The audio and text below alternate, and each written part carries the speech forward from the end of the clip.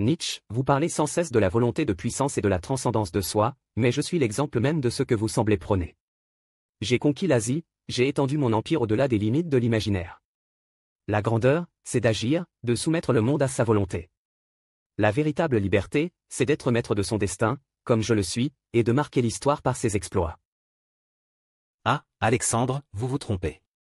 Vous vous êtes effectivement emparé du monde, mais vous êtes prisonnier de ce monde. Votre soif de conquête, vos ambitions, ne font que vous enchaîner davantage. La véritable volonté de puissance ne consiste pas à dominer l'extérieur, mais à transcender l'intérieur, à briser ses propres limites, à se créer sans cesse. Vous avez conquis des royaumes, mais vous n'avez pas maîtrisé votre propre nature. Vous vous êtes soumis à vos désirs. Mais justement, Nietzsche, ce n'est pas en vous réfugiant dans des idéaux abstraits que vous changez le monde. La grandeur, c'est dans l'action, dans la réalité. La volonté de puissance, pour moi, c'est justement ce désir de faire, de réaliser. À quoi sert toute cette philosophie sur l'individu si ce n'est pas pour avoir un impact sur le monde, pour qu'il vous reconnaisse et vous suive? Reconnaissance? Suivre? Vous confondez le pouvoir avec la véritable grandeur.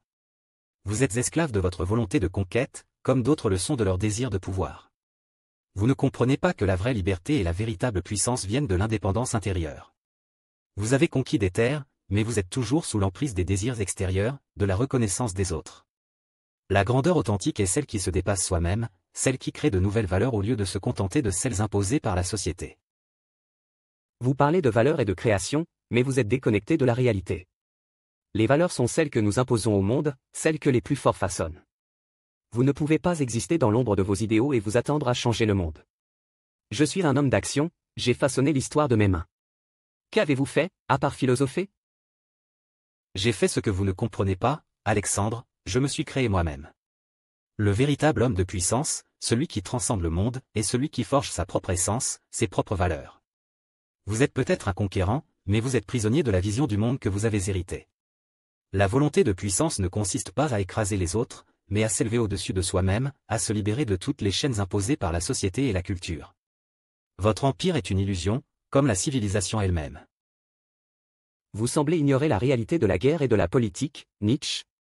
C'est par la force que l'on change le monde, par la conquête, la domination. L'individu peut se perdre dans ses réflexions, mais un empire, un monde, se bâtit sur l'action, sur la grandeur visible, tangible. Et quel empire bâtissez-vous, Alexandre? Un empire qui finira par se détruire, car il est basé sur des valeurs qui ne sont pas authentiques.